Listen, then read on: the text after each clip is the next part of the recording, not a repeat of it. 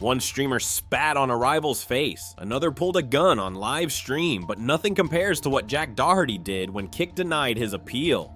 "You and lick my balls, Eddie," he screamed, burning a bridge worth hundreds of thousands of dollars in just 30 seconds. Today we're breaking down the most expensive meltdowns in streaming history, and how these moments of rage destroyed careers overnight.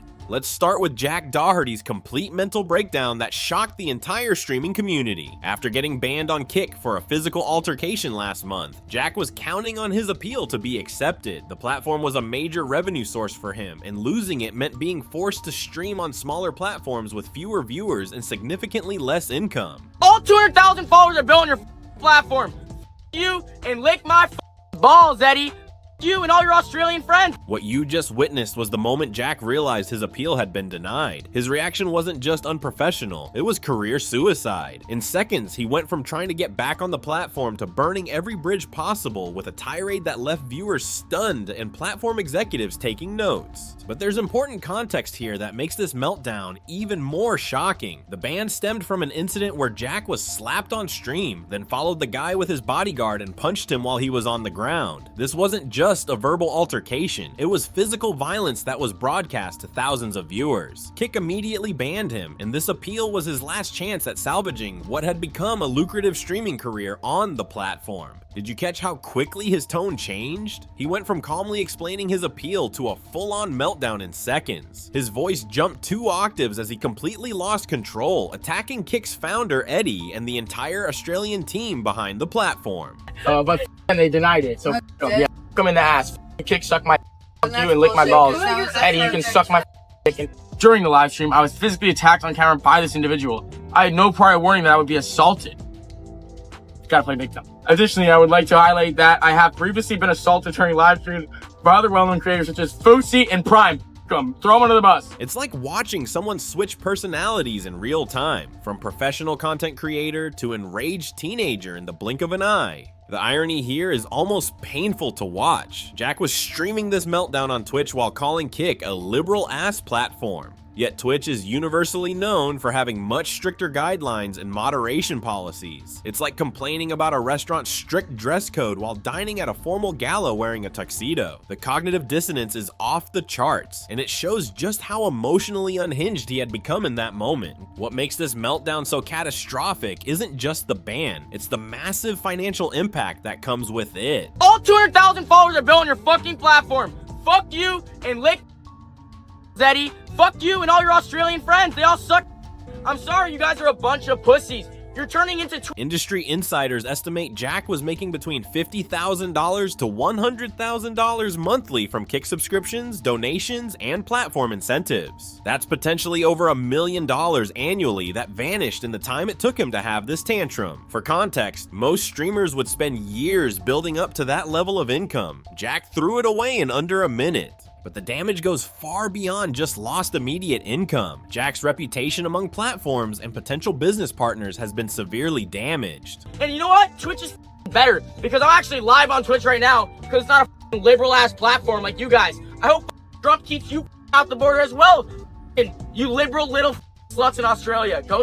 Oh, am I on Twitch? Am I getting banned? Wow. When you publicly melt down and attack platform owners by name, other platforms and their executives take notice. This isn't the streaming world of 2018 where controversial behavior was sometimes rewarded with more viewers. In today's more mature streaming ecosystem, platform relationships are everything, and Jack just nuked his from orbit. The ripple effects are already visible. Sponsors are more hesitant to associate with creators who have public meltdowns like this. Other platforms become wary of investing resources in someone who might turn on them at the first sign of conflict. This tantrum didn't just cost him his Kick career, it potentially limited his options for future platform partnerships, sponsorships, and business opportunities across the entire industry. And here's perhaps the most painful part of this entire situation. All of this could have been avoided with a simple professional response. Other streamers have been banned and successfully appealed by showing maturity, accountability, and a willingness to learn from mistakes. A simple, "I understand your decision, I'll take some time to reflect on my actions, and I hope we can work together in the future," could have kept the door open. Instead, Jack chose the nuclear option, and his career on Kick is now radioactive waste. The psychology behind these meltdowns is fascinating. When streamers build their careers on being authentic and unfiltered, the line between their persona and their actual emotions can blur. In Jack's case, we're seeing what happens when someone who's used to saying whatever comes to mind faces real consequences for the first time. The result is an emotional explosion that does far more damage to themselves than to the platform they're attacking. What's particularly telling is how Jack tried to frame himself as the victim in this situation. Despite being banned for involvement in physical violence, he positioned himself as being unfairly treated by the platform. This victim mentality is common in streamer meltdowns, an inability to recognize that their actions have legitimate consequences and instead viewing any punishment as persecution. But Jack isn't the only streamer whose meltdown cost them everything. While his breakdown was explosive and financially devastating, what happened to Ice Poseidon and his crew in Japan might be even more shocking, involving military transport vehicles, the Japanese Coast Guard, and a humiliating escort off a ferry in front of thousands of viewers. Let's dive into how cultural insensitivity and disruptive behavior led to one of the most embarrassing moments in streaming history. Ice Poseidon and his streaming crew have built entire careers on pushing boundaries and creating chaos, but their antics in Japan crossed a line that even military authorities couldn't ignore. What started as typical loud, disruptive behavior on a ferry quickly escalated into an international incident that demonstrated the real-world consequences of treating foreign countries like your personal playground.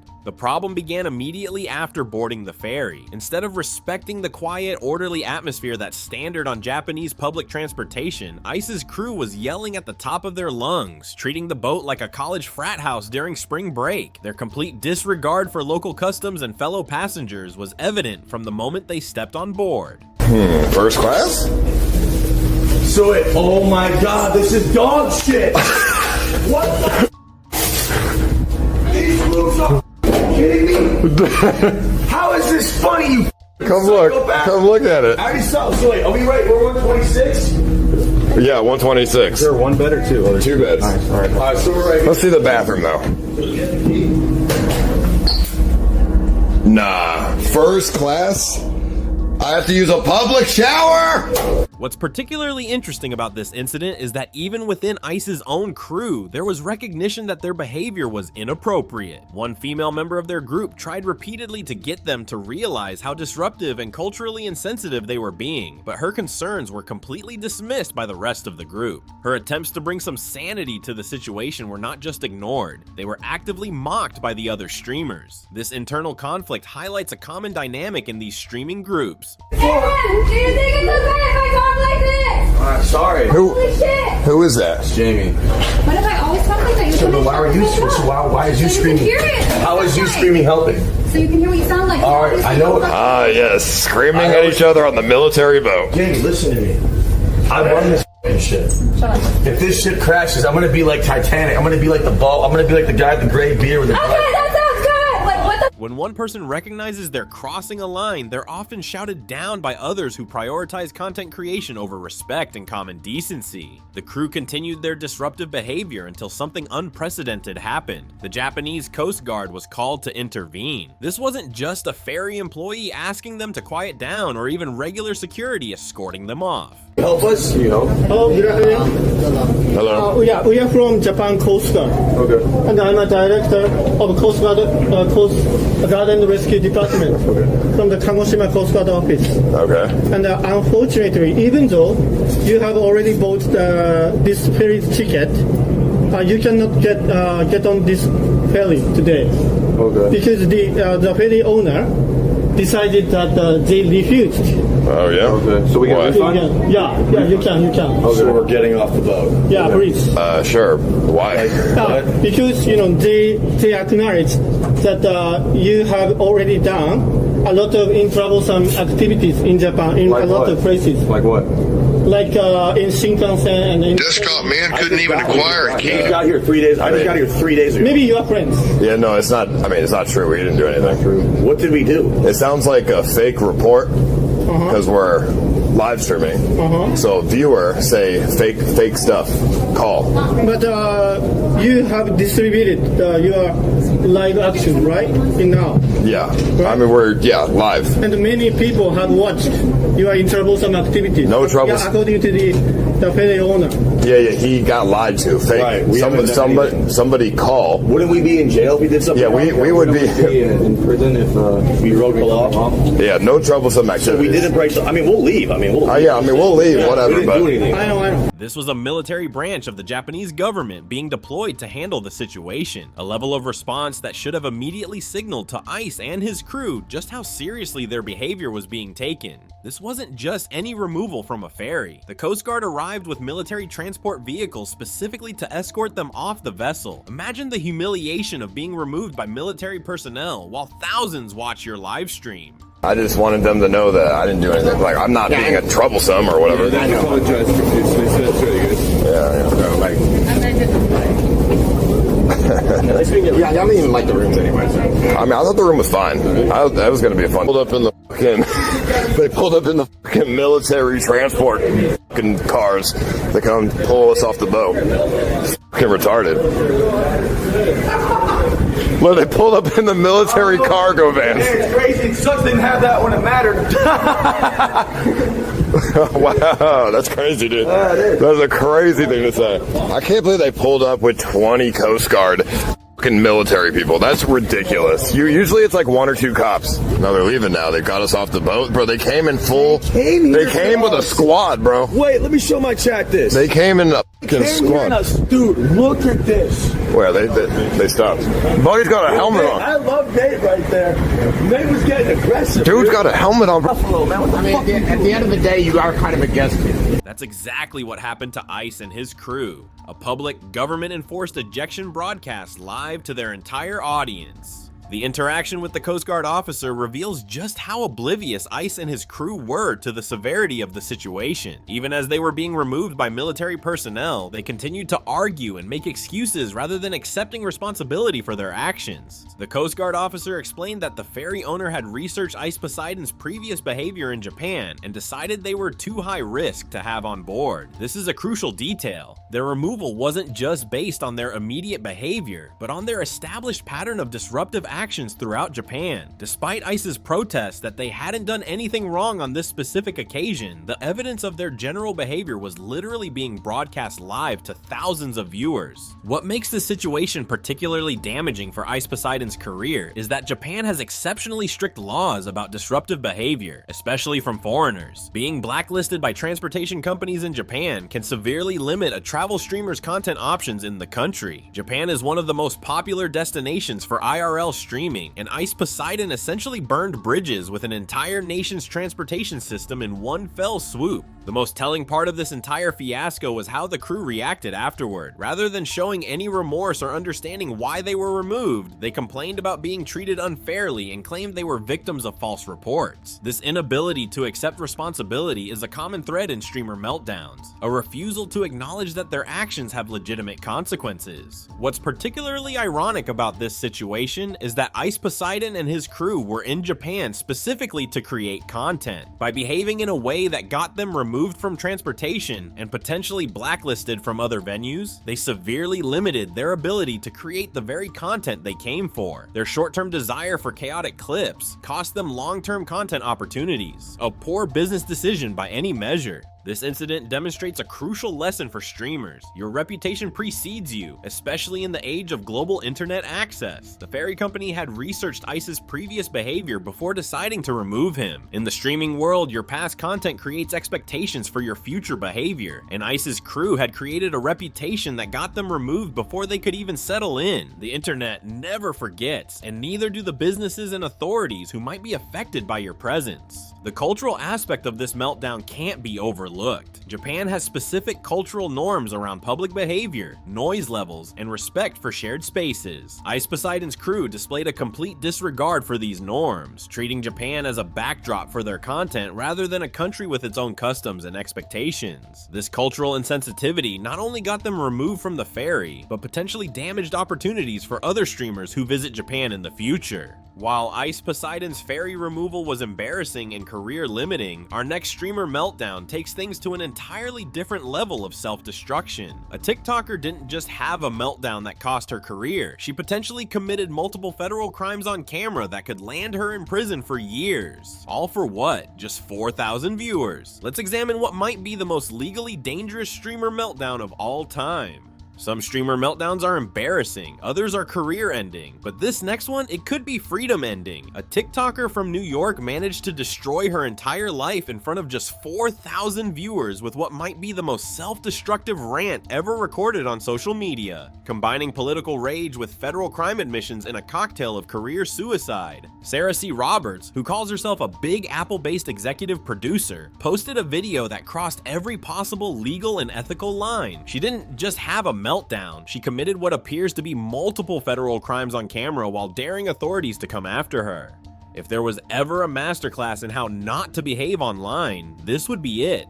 Let's break down the insanity of what just happened. She publicly called for the assassination of one of the world's most prominent billionaires, using explicit language and gestures that leave absolutely no room for interpretation. That alone would be enough to attract serious attention from federal authorities, as threats against public figures are investigated with extreme thoroughness in today's climate.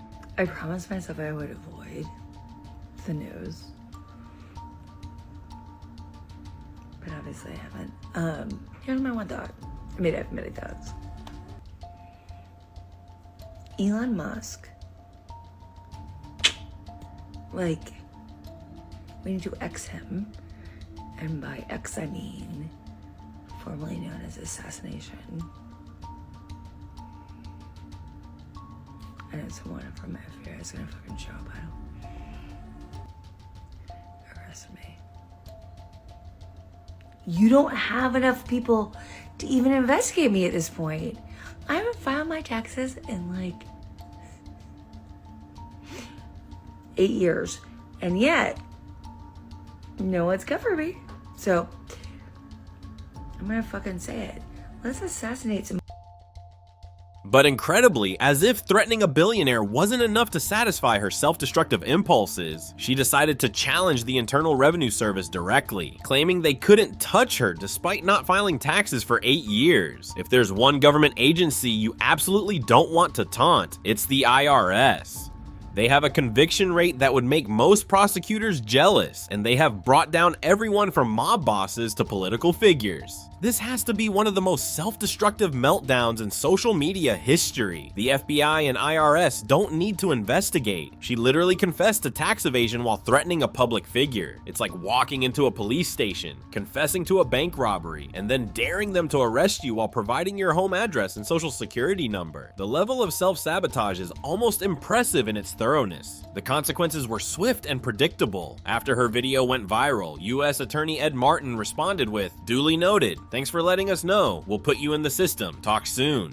That brief professional response contains more menace than any angry reply could have. It's the digital equivalent of watching someone calmly write down your name after you've threatened them. Shortly after, she deleted all her social media profiles. But as every internet user should know by now, the damage was already done and the evidence preserved. What makes this meltdown particularly baffling is that she gained absolutely nothing from it. Jack Doherty at least was emotional about losing a major revenue stream. Ice Poseidon was trying to create content that would attract viewers. But this TikToker?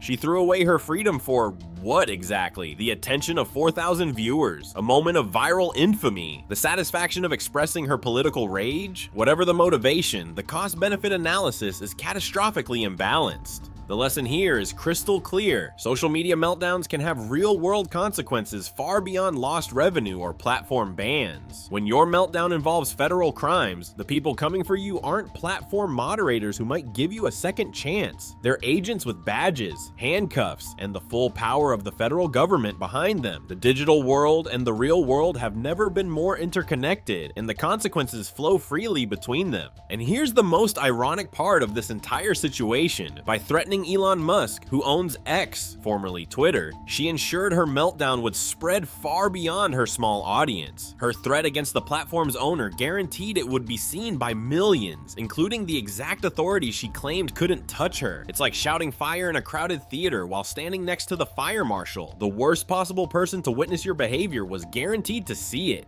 These 3 meltdowns show a clear pattern. When streamers lose control, they lose everything. Jack Doherty lost a platform worth hundreds of thousands of dollars. Ice Poseidon lost access to transportation in an entire country. And our TikToker, she may have lost her freedom. What's most striking is how easily all of these situations could have been avoided. Jack could have accepted his ban professionally. Ice's crew could have respected cultural norms in Japan. And our TikToker, well, she could have simply not committed federal crimes on camera. I'm curious, which of these meltdowns do you think was the most self-destructive? Let me know in the comments below. And if you enjoyed this breakdown of streaming's most expensive tantrums, hit that subscribe button and notification bell. If you thought these moments were shocking, wait until you see what happens in this next video. The clips you're about to watch will leave you speechless.